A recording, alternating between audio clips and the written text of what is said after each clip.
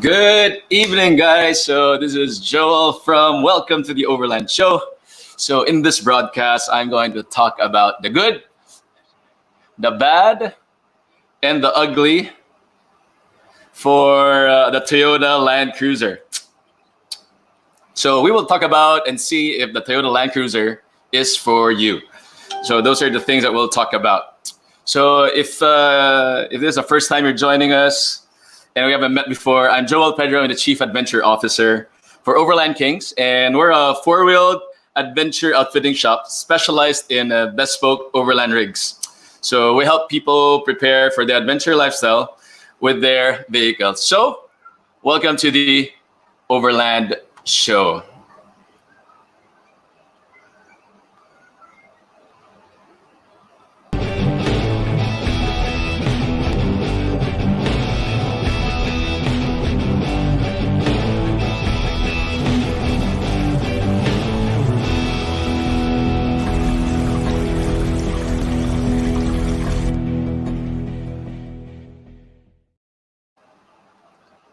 So, we're talking about the Land Cruiser tonight. So, just a brief history on what the Land Cruiser is.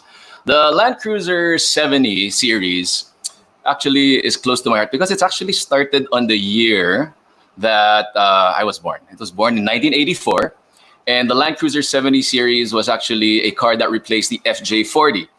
FJ40 is better known in the Philippines as the car that was used in, I think, FPJ's famous telenovela. Yeah, tama ba yun? Yeah, that's the one. So it replaced that car in 1984. And since then, the Toyota Land Cruiser 70 series has been around, basically almost unchanged. The thing with Toyota Land Cruiser 70s, it comes with different types of models. It comes as a pickup, as you can see here. That's a Land Cruiser 79. It comes as a wagon with a three-door model. So it's a short wheelbase wagon. And it also comes as a four-door Land Cruiser 76. So the main differences basically is just the wheelbase, but they're all Toyota Land Cruiser 70s. So if you actually count the number of years the Cruiser has been around, I don't know if there's any car longer. Maybe just a Land Rover Defender. That's probably older. But I think that would be a different topic. Hey, if you haven't, this is your first time joining us, I'd appreciate it if you hit the like button on our stream and click the wow face or anything there. It'll help us, see if that you're around. So also message us if tell us where you're watching from, since this is the first time we're doing this, and I hope that everybody's safe out there.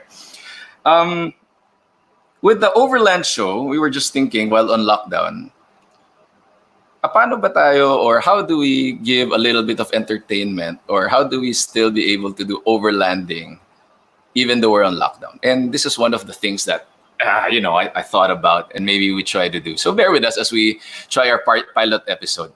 But today, we're talking about 5 things, okay? I have 5 things that I want to talk about. I have 5 things that, the 5 things, I will talk about 5 things. The 5 things that are good about the Land Cruiser, the 5 things that are not good about the Land Cruiser, and the last question we'll want to answer is the Land Cruiser 70 series for you? So those are the things we want to talk about. So I personally own a Land Cruiser 79 series, and the 79 series is the pickup. But before that, I've installed someone for you. If you've been following the post that we put on Facebook, we actually have a special guest today. And our special guest today will help us discuss also. He also has one of these Land Cruisers. And we want to invite him on the show because he has one of the coolest Land Cruisers I've seen, and one of the craziest things but I'm not going to spoil the whole topic for you. So let's welcome tonight on the show with me to discuss the Land Cruiser 70. Let's give a round of applause to Mr. Will. So, hey, Will, welcome to the show, bro. How are you, everyone? Diba? So, Will, so tonight we're gonna talk about Land Cruisers. Ano ba yung, parang hinanda mo yung background mo para dyan? Oo nga, dapat pala hinarap ko, no? Baligtad. Actually, gawin ko akong So, binaliktad dahil yung likod, balak ko sukatan. Para, alam mo na, mga kalikot natin. anong gagawin natin? Diyan tayo gagawa ng kotse? Pwede. Parang nakaharap sa mesa ko, parang ma-encode ko sa CAD yung dimensions ng cabin sa likod. That's nice. So, Will, you want to tell us a little bit about your Land Cruiser? I don't know what's it called, bro. Is it a 78, a 76? Is it a... So, go ahead. Yes, actually, this is Japanese model before, which is the LJ78. So, wala tayong local LJ, yeah. LJ78. So, mahirap sa LJ78 dahil yung parts, medyo dapat Japan o Malaysia yung available mga parts. But then, I converted it, facelifted it into an LC76, which is the wagon type, the 5-door. So, this is basically like an LJ76.8 or 78.6. So my car's name is, You call it the LJ 78.6? yeah. Guys, I'll show the picture of his car, okay? So this is the Land. Here we go. This is the Land Cruiser 78.6. Yan. Sige, Will. Ano yung kwento dyan? So, firstly, where did I get it? From a friend. From our D group. He sold it to me as stock. And then, I'm happy with it. Pero alam mo naman tayo, mahilig tayo mga likod. So, una, paint job hanggang sa mamaya nasa tuna. So, it won sa Mia's 20 something ata for Best Millennial Award. Oh, so nanalo na ng award pala si Unagi, tama ba? Yeah. Pero which is yung original look niya, yung stock look na LJ78. So, yung nabili ko yung car, kasama kasi yung kit na original plan ng owner, which is to convert it into a facelifted version ng 30th anniversary na LC76. Pero, Okay. ako lang yung parts. Nandiyan lang yung headlights, yung bumper, yung grill. So, it took us a while, maybe around 2 or 3 years para makahanap ng hood and fender. So, yung dumating, sakto, I'm not happy with the engine, which is the stock engine, yung 2LTE. It's a 4-cylinder, 2.4-liter turbo. Sobrang hina and sobrang lakas kasi sa consumption ng diesel. So, I look for some reason para pwede palitan yung engine. So, tinabog ko na lang yung makina. Yon, very good. I remember this car because nakailang trip, I remember a few trips na every time lumabas tayo sa trail, either nagdadagdag tayo ng tubig sa water tank, Yeah. na sumasabog yung turbo or ayaw mag-engage. Yeah.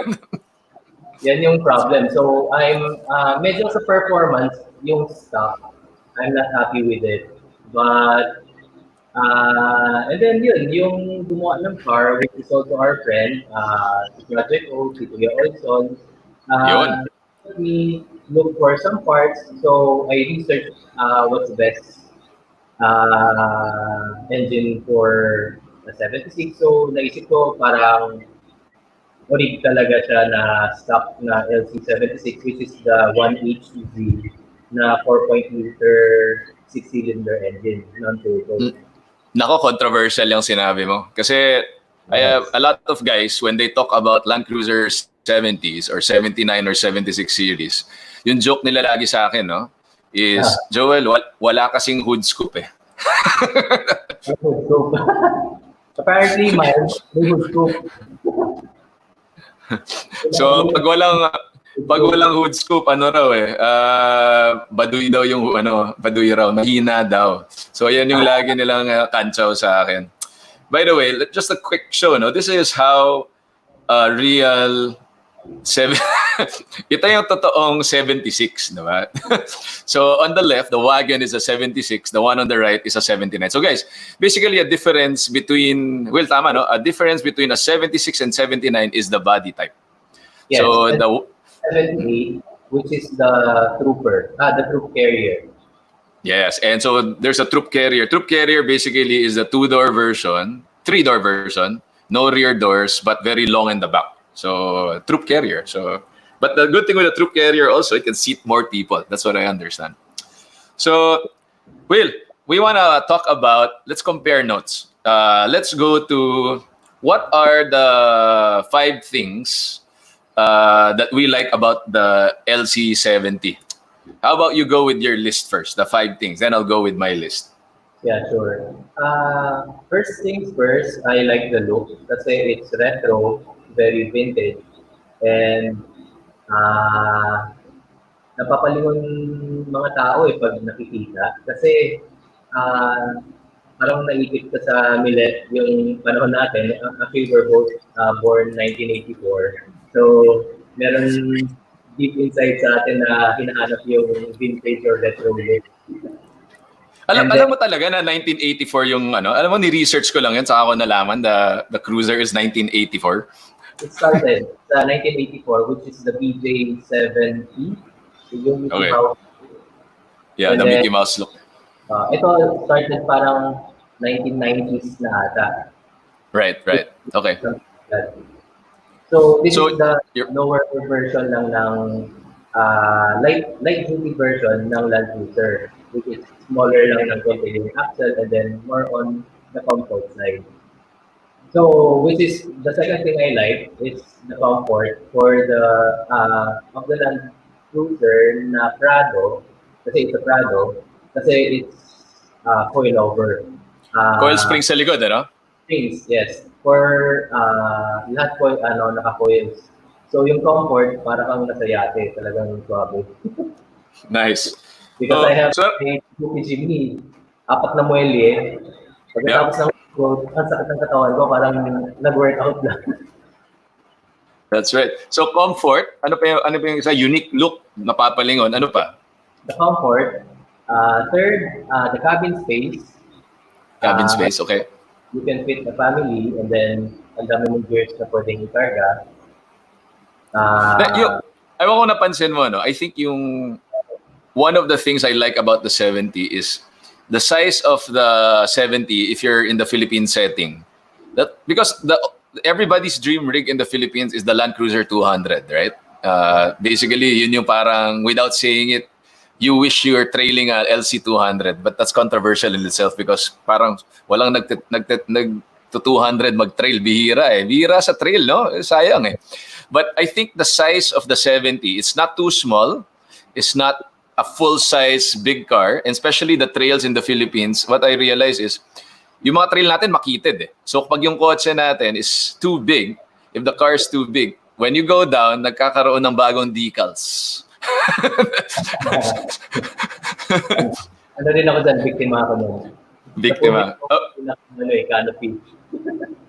Nadadali. Oh, by the way, quick shout out to the guys who are watching online. Stan Koy in the house. Hi, Stan. And also Sir Francis. Sir Francis, hello, Sir Francis. Thank you for tuning in. Thank you for leaving a message. So guys, while we're on this topic, how about you guys? Would you like, quick poll, okay? Quick poll. Mas gusto nyo ba in your books the Land Cruiser 79 pickup or the Land Cruiser 78.6 ni Will, which is a wagon? In your preference, what would you like? So put that in the messages and we'll see which one would be a better car for you guys who are watching. Sige. So tuloy tayo dyan. All right. Will, ano pa yung, so 4 na yun, no? Tama ba? So my Tatlo, pang-4. thing I like about my cruiser is the wheelbase, which is same na tayo ng opinion kasi I have my short wheelbase na I got two Jimmys. So yung short wheelbase is very agile. And then, like itong Fortuner, medyo malapad nga. Ah, so medyo nasa long wheelbase. I'm not exactly sure, pero para sa akin, parang long wheelbase eh. Mahirap yung turning radius eh. The supporting, medyo nasa gitna kasi si Prado, and it's comfortable para sa off-road vehicle kasi hindi naka-leaf spring. And then, the last thing I like about the cruiser,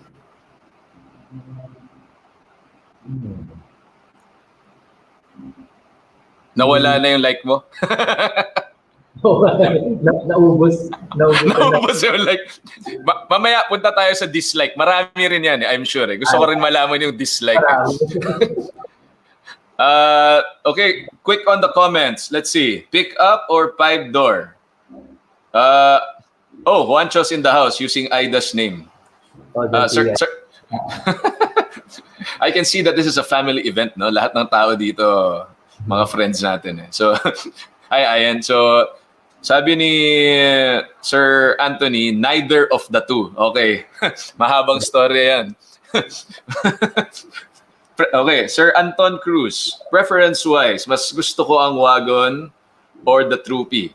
Pero if I would go for the pickup, I'll change the tray. Yes, I like that comment.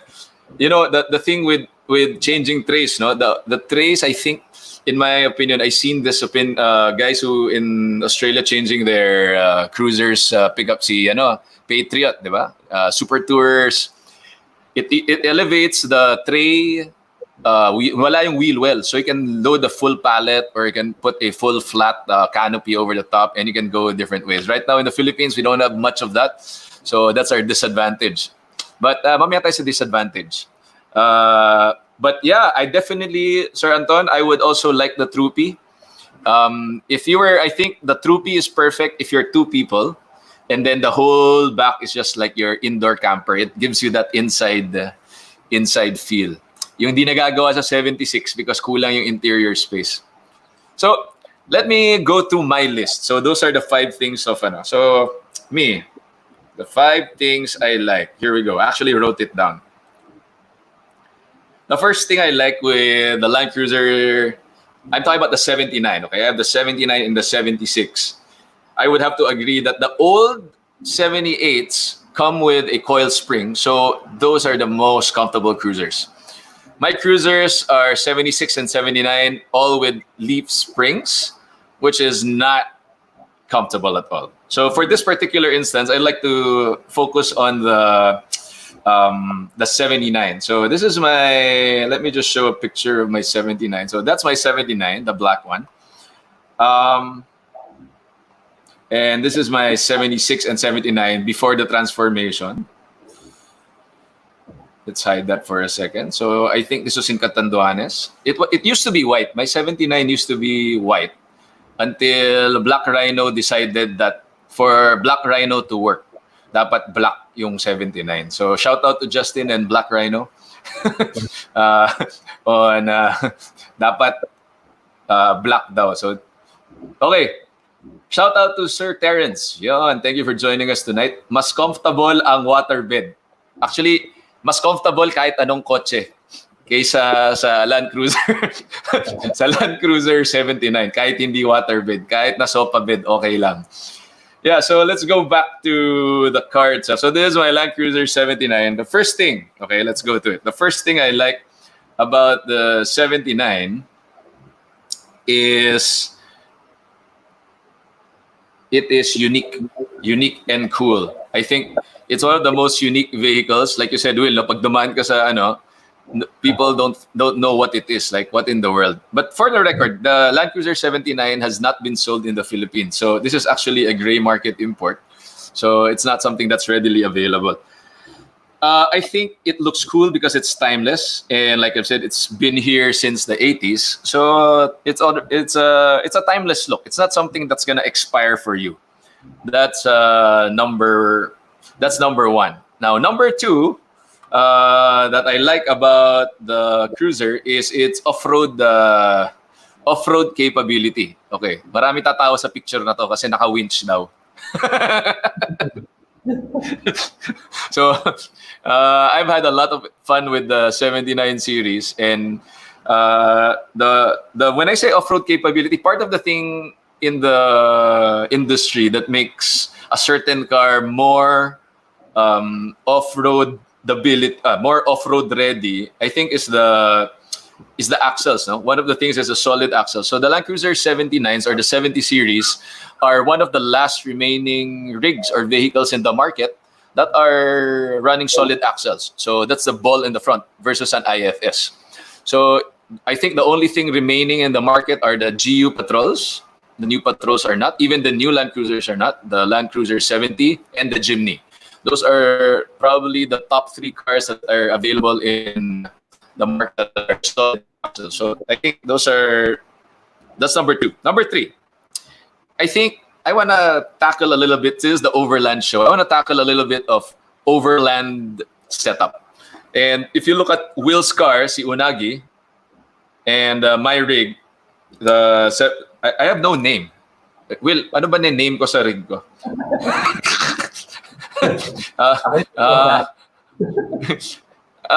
No name. Guys, okay. Send me okay, how about let's name our rig, okay? Well, I have no name. So if who wants to name the Land Cruiser 79, yeah, you know what? Let's put a prize for that, yeah? Whoever wins the naming of the Land Cruiser 79 will give a special prize from Overland Kings, from our multiple sponsors back there. So we have Front Runner, we got Black Rhino, we got Adventure Kings, we got Coney, we got Mammoth Systems, we got Adventure Outfitters. One of them will give you a prize. So let's name the car, yeah? There's no name, so let's find something. But let's go back. So the third one I like about Overland, the car that can be overlanded, can be good for overland setups, right? Will, your setup here, ano ba yung concept mo sa blank canvas setup mo dito sa 78.6 mo? So, the theme of my car, basically all are retro. Retro, yeah. Sa look ng bahay. And everything is here. So, para mag-match lang lahat. So, all my cars are either brown, naka-shade ng brown, so, and then two-tone. That's for aesthetic. And for the mechanical side, ang upgrades ko basically are shaft and spring from Bill's side, and si Robinson's yung coils. Nice. Mga camping gears, which obviously, sa'yo galing, Overland team. Okay naman yun. And then, yeah, so engine is basically stock. Oh, engine is not stock, bro. You chop the engine out 1HZ. But one thing that is unique as well dito sa 1Z ko, it came with an automatic transmission. It came from yung first generation na LC80. So it's a 1HZ na 4-speed automatic. So it's the bulletproof of the LC engine. Yun yung sikretong malupit ng kotseng to eh. 1HZ automatic. Kasi mostly all 1HZ's Land Cruiser 70s are manual. Yeah, so this is a one-off. So I like this chop of a car. We're rolling out this weekend. Yeah. So that's how the Land Cruiser looks nowadays. I like the 79. For me, no, yung kino-compare ko yung 79 sa 76. The 79 is like a blank canvas. If you don't do anything with it, actually it sucks. the ride sucks. You're probably I compare it all the time. The Land Cruiser 79 is probably a car that rides like a canter truck. Pero wait. Bago tayo punta doon, teka. Mali eh. Okay, we're talking about the good points. Mamaya tayo sa bad points. I'm gonna go to the good points. Black canvas, so maganda siya i-set up for anything you want to put on. A roof tent, an awning, a dual battery system. That's the third thing. Number four. Number four is it has good resale value. Good resale value. So because it's timeless, the car doesn't depreciate much. And last but not the least, Will, you will agree with me, one of the best things about this car is the sound. Sound. Ganda nga ng sound. Diba? The sound. Okay, sa mga friends ko na sinasabi kailangan V8 yung sound, maganda rin yung 6 na sound, okay? Yung 6 na 1HZ sound, matapang. Pero all sound, no go. Just sound. Doon may suggestion ako. Try mo tanggalin yung hanggang downpipe, hanggang dun sa catalytic converter. It will sound ano mangyari? It will sound like a V8. Alam mo, mas malala yun eh. Sounds like a V8. Wala pa yung mga piping ko yung muffler. Yung tinetesting namin. Tunog V8. Tunog V8, pero takbong 4-cylinder. Ayun lang. So, those are the 5 things that I like. Now, the sound of that thing, in fact, it's so slow, if a Hilux goes beside it, I will not race the Hilux. It probably outdo me on a straight line. So that's how slow the 79 is. So if you see me on the road, don't try to race me, okay? I will just give you a rev. That's about it. Yeah. Okay, now let's go to the next part. The next part that we're talking about is the Land Cruiser 70 for you. So the next part is the 5 things we don't like about the Land Cruiser 70. Okay, mukhang more than 5 things to. Go ahead, Will. First thing first, walang top speed. Ang kupal talaga. So, yung tulad ng pag may relief operations tayo nahuhuli. Parang istakal na sa kanya. Pero, yan, number 1, top speed. Number 2, yung original aircon, that's the number 1. That's another thing that I hate most is the air conditioning. Sa Prado. The first time we went to Botolan na Zambales. Yep. Yun. Yung aircon ko talaga literally hindi lumalamig. Lahat ng passenger ko, may rechargeable na electric fan. Kanya-kanyang bitbit. Hassle! Stan, nagbitbit. Si Stan, isang naka-experience niyan. Mukhang si Stan aircon yung dala eh, hindi electric fan eh. Tumabay okay. Stan sa akin eh. I think, Stan, di ba, first time na overland mo rin yun? And then, third thing I don't like about the 70,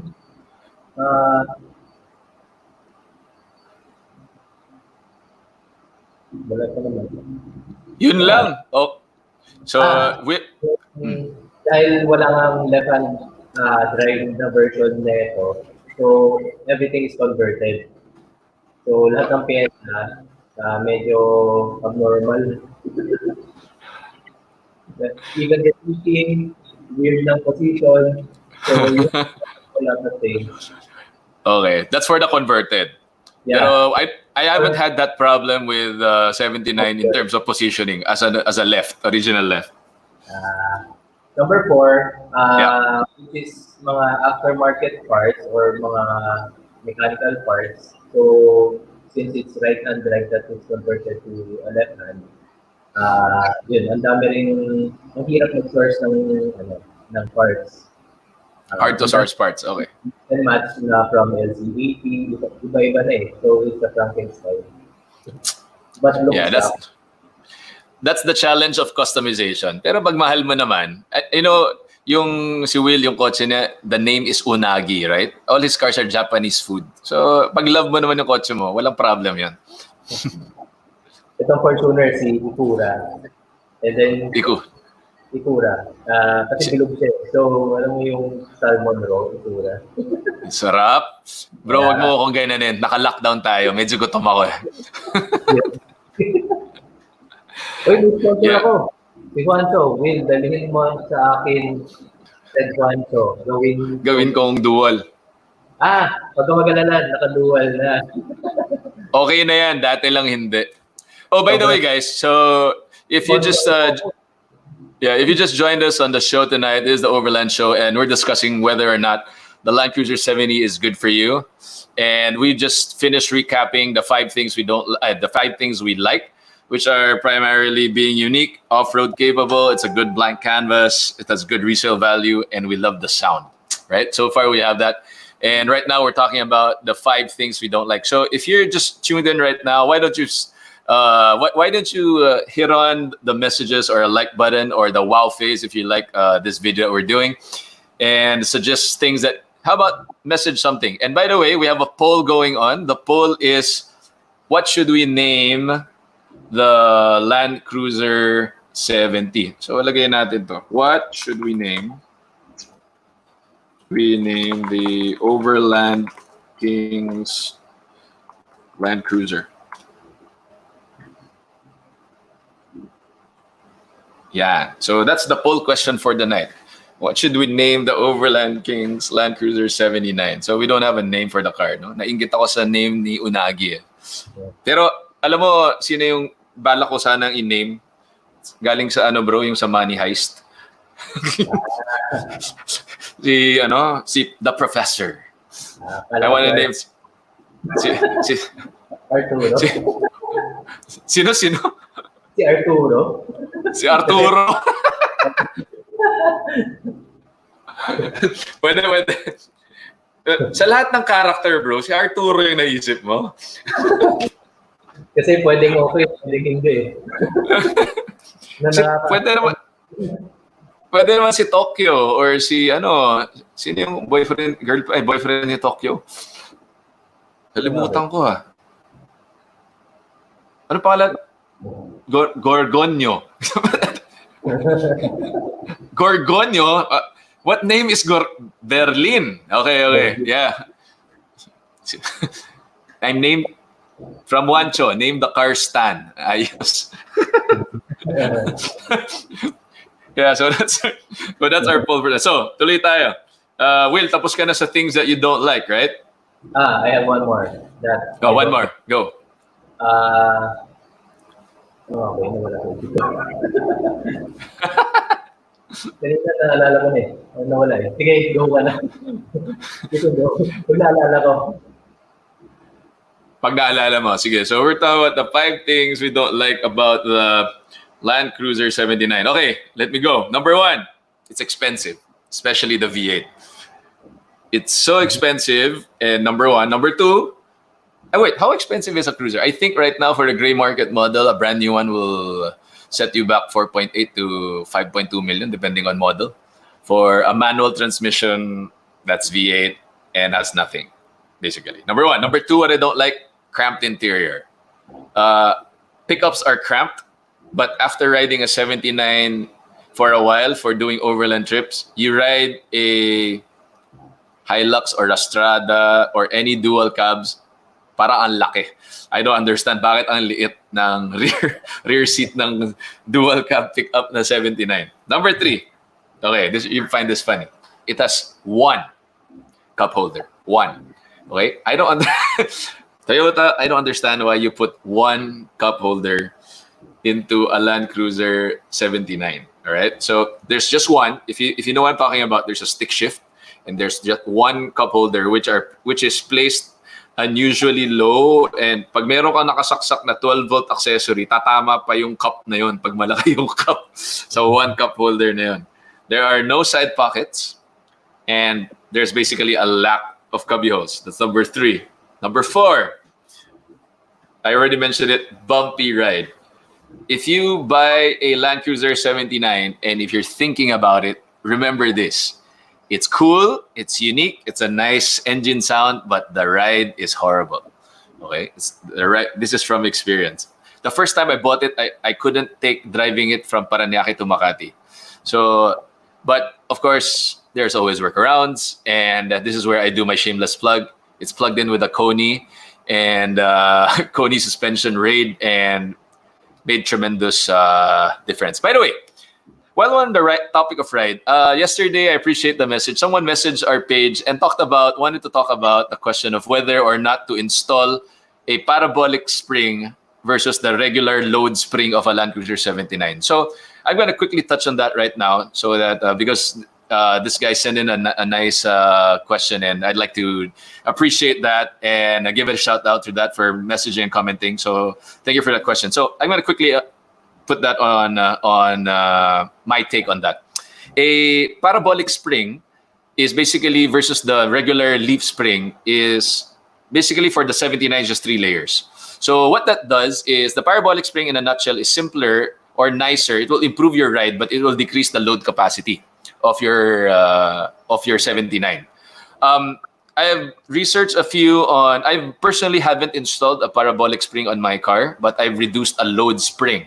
So I took out a load spring of the 79 underneath, and Will does not have this problem because his the other way, point the other way. Yeah. Baliktad raw lagi mag-point eh. So his 78.6 are coil sprung. So you pick the softest coil sprung, you can go OME and all this, and you would have already solved the ride problem. But the 79 is a different story. So going back to it, we took out the load spring and basically put the most comfortable level on the Coney raids. And I would say right now I am happy, balanced. Maybe it's just a little stiffer than a Fortuner. I've researched and did a couple of Ronnie Dahl videos on the parabolic springs, and that's basically where I'm basing it from. So if you want to get a more detailed video on the parabolic springs, check out Ronnie Dahl on YouTube. He's one of the guys who knows their stuff, and he has an installed parabolic spring on his 79. So the good thing with the Australian market is they have parabolic springs that could take a heavier load, up to 500 kilograms. Before, if you go with the parabolic springs, the maximum weight that you could put is only 300 to 350 kilograms on the spring. So in short, if you're loading tons and tons of stuff on the back, it's not beneficial for you. But if, like us, for overland purposes and we're not loading too much, well, I load a lot, so I'm happy with my springs. If you have a weight limit that you're going with, definitely that will improve your ride for the parabolic spring. So I hope that I answered your question. And yeah, so let's go back. Speaking of setups, one of the things that we like to set up is up with the blank canvas of the 79 is you can put a lot of gear. You can put tents, you can put front runner roof racks, front runner jerry cans, packs. And in fact, I'll show you a picture of how that looks like. So this is how a short wheelbase slimline rack will look like. So the good thing with the 70 series is it's a very black canvas for you to bolt on anything you want. I'm running a front runner rack also on the top with an Adventure Kings awning on the side and a roof tent on the back. But this is my setup, 2 years ago, and that's been changed a lot of times. And what I like with the 79 right now, I'm running a terrace on the back. So it's really endless if you really want to tinker and change the whole look of your car. Next and last but not the least, no creature comfort. So my 79 is the Dubai version. It doesn't even have a tachometer. All right, there's no 1 to 6. It's that. So you're basically buying a car between 3 and 5 million that does not have a tachometer, no Bluetooth, manual transmission, no. So if you don't like that stuff, then maybe the 79 or the 70 series is not for you. So yon. So those are my 5. Will, meron pa ba sayong gusto mong idagdag? Things that I don't like. Hindi ko na matandaan talaga yung last. Yung alin. Okay, let me read some comments here. The name it Arturo. Oh my goodness. Are we naming the 79 Arturo? Okay. Shout out to Sir Luigi. Thank you for joining in. We're naming it the V8 transmission lacks 1 more gear. Oh, really? Oh, thank you for that input. I didn't know. I haven't driven a manual V8 79.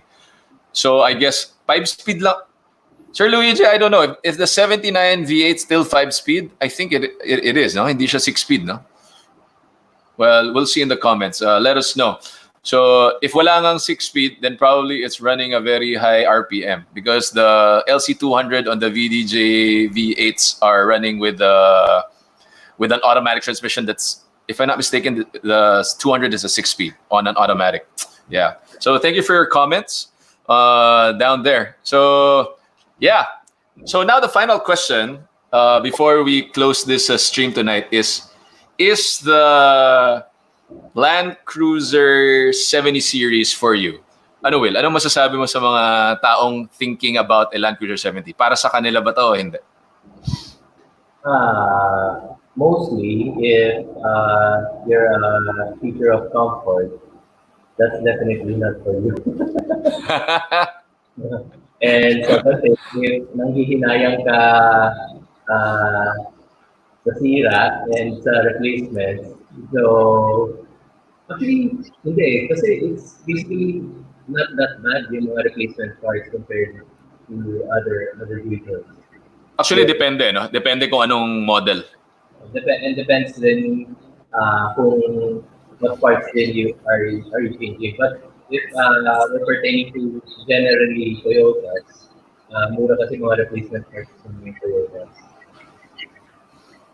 Yeah. I agree. So my take on it, no? My take on the 70 series. Well, there are probably the debate between whether to get a Toyota or a Land Rover if you're in this market. And there are more comfortable overland rigs out there. The IFS cars running on coil springs are definitely more comfortable and easier to drive. Actually, we didn't touch on that. If you drive a 70 series, it's actually quite lumbering because of the solid axles. Medyo not as precise, right? As a, let's say, a Fortuner. If you call Fortuner precise, it's really bad, right? In relative to a Fortuner, it's precise. So my take on it, okay, couple of things. If you want a car that would give you unlimited look setup, you want to put a roof tent, you want to go off-road, you want diff lockers, you want serviceability, I still think the 70 is a good model because out there in the bush, the lack of electronics means you can basically get it running even though you're in a bad situation. Kaya niyang patakbuhin. If you put it underwater, hopefully you don't. But if you put it underwater, we could still get it to go. Well, if I'm not mistaken, sa dami ng sirang dinaanan ng 78 mo, nakauwi naman tayo lahat, di ba? Yeah. But sa trail, kayang ayusin. Mabilis na. Yeah, so kaya if you're a wrench and you got some spare oils and sprockets lying around and you can do basic stuff, basically you can restart almost all the engines of a 70. Now, I wouldn't recommend that because, of course, prepare your rig before you go out. Simple lang naman, di ba? Di man kailangan magpakahirap. So going back on that, I would think that the 70 series is for you if you want to do that. Now, if you want a comfortable rig, you want something that you buy off the showroom and you want to go, just stock and go. There are other rigs out there that probably be more as capable, if not 80-90% of the capability of the Land Cruiser 70 series. But if you want something that's unique, that nobody probably has, and you will have that timeless look 10 years from now, it will probably look the same and it probably hold the same value. Then maybe the 70 series is for you. But if you think not having a cup holder and more than one cup holder and having no creature comforts and driving a manual for more than 4 million pesos is quite ridiculous, then there are other rigs out there. But on a closing note, before we go, the part of the fun of driving a Land Cruiser, I've owned it for more than 3 years. Every time you go out, there's nakasmile ka eh. Right? I've never driven that car. There's a sense of occasion when you're driving this car. Okay, it's looking at you and it's telling you, okay, where are we going? Let's go. I think Will's cars lahat yun nabibigay ng ganung look eh. Yung Suzuki, yung yung Land Cruiser, it gives you that adventurous feel and adventurous look na ano. So if that's a thing for you and you want something unique, something classic, something timeless, then I think the Land Cruiser 70 is for you. But there are still other rigs out there, and we are not sponsored by Toyota. So if on the next in the next episode, let us know. Should we talk about Jeeps or should we talk about Land Rovers and Defenders? And that's a completely long story. Or should we talk about Suzuki Jimneys or what other topic? So comment there on the side and let us know what you want us to talk about. So today is just about Toyotas. It's close to our heart. We have a few. That's why it's easy. So there, Black Mamba. So I just want to do a quick shout out. Shout out to TJ Pesco. He's one of the best guys in the house for all the graphics. So he's doing all these graphics for me. So TJ, thank you for setting me up for tonight. So yeah, shout out to TJ. Will, any last words for getting a Land Cruiser? Is it for you or not? If you want to make people smile, probably for that money, I don't know if it's worth it. Pero you get to see a lot of people taking photos with your cars, car park. And nakikita ko lagi sa church eh. Okay. Biglang papunta na ako ng parking bago ako makapasok. May humihinto, nag-picture. Parang may car. Nag-picture. Oo, di ba? So depende pa rin sa personality na. Yeah. If you want to make people smile. Yeah, I get what you mean. Problema ko bro, yung sa 79 ko, hindi ako makapasok ng parking eh. So yun yung isang problema ko. So yung clearance niya with the 2-inch lift and all of the gear mounted on it, hindi ako makapasok eh. So ibang makakapasok sakto. Pero kailangan tanggalin. Kailangan, actually, hindi nakakabit yung roof tent mo para makapasok ng parking, tama ba? Hindi nakakabit yung roof tent? Nakakabit ba yung roof tent? Hindi, wala. Well, dapat wala yung roof rack. Kasi, as in, parang 1 centimeter na lang yung clearance eh. Dahil yung lift ko, parang 3.5 yung lift. So, you're running a 3-inch lift. Yeah. That's 2 meter tall. So, balit na lang yung clearance. All right. So that wraps up our conversation tonight of whether the Toyota Land Cruiser is something for you. So if you would like to see more of this stuff, don't forget to subscribe. Don't forget on YouTube, on Facebook, like our page, comment. And yeah, so next week, we will be back next week, hopefully. We'll try. So we'll try to be on, we'll be on every Tuesday night at 9 p.m. Manila time. And after we close this live feed and live show, please do hit the like button.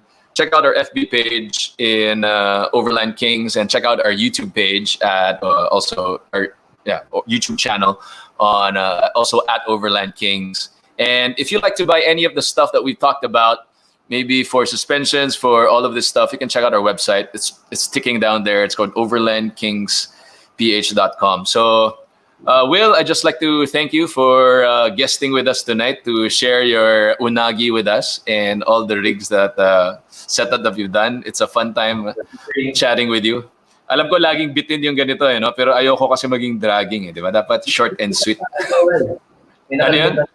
Most unforgettable experience with our 70. Oh, go. Fire away. First, yung unforgettable.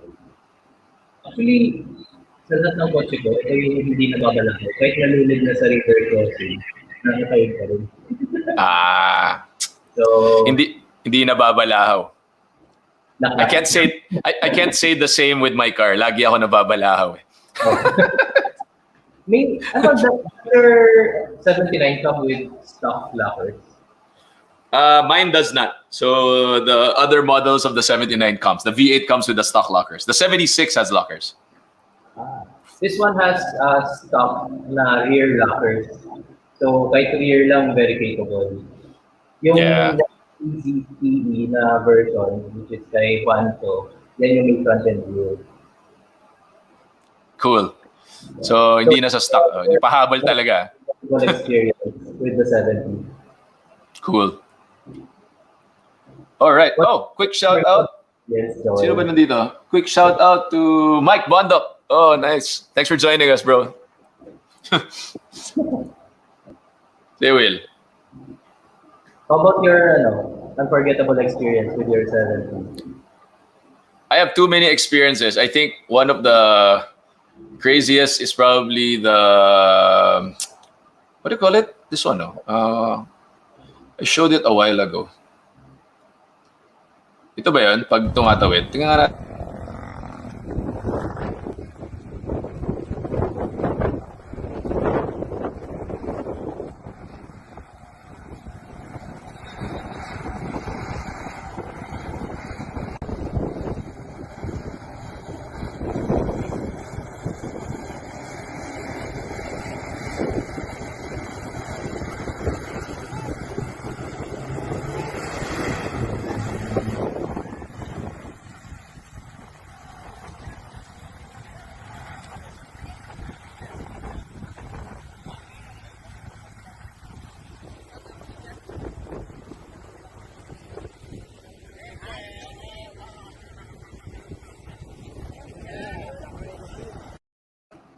Yun. Yun yung tumatawid ka di ba? So, my most unforgettable was probably General Nakar. Yan. So, when we were crossing Nakar, si Sir Francis kasama namin yan dyan. The guys were fun. And actually, that was one of the most craziest trails I've done. Literally, the first day was cool. Second day was cool. The third day, when we were about to go out, just 30 kilometers took us half the day. I think all day to get out. So, that's one of the most unforgettable, sa akin. And one for the books. Not winch out, max tracks, lights, recovery gear, deflate, debead, lahat ng pwedeng nakikita mo sa mga videos sa YouTube na gawa natin dun. So yun. All right, Will. So again, thank you. Thank you for joining us tonight. And so, guys, we're about to close this. Again, I'd like to thank you guys for supporting our first pilot run of the Overland Show. So once again, we'll be back every Tuesday at 9 p.m. So block your calendars. And check us out on Facebook and leave a comment there if suggest on what topics you want to do. And this is Joel, and it's been fun chatting with you tonight. Will, again, thank you for joining us. We'll see you soon. And let me show my end credits before we go.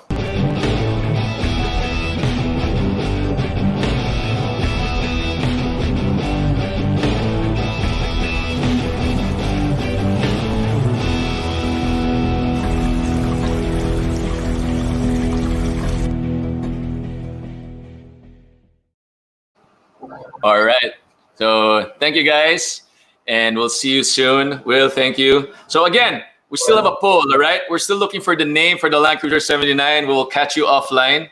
Message on the comment, and the winner will get a prize from Overland Kings. We will not forget that. So we'll see you next week. This is Joel from Overland Kings. And again, go out there, explore. But for now, stay home. So good night. Good night, guys.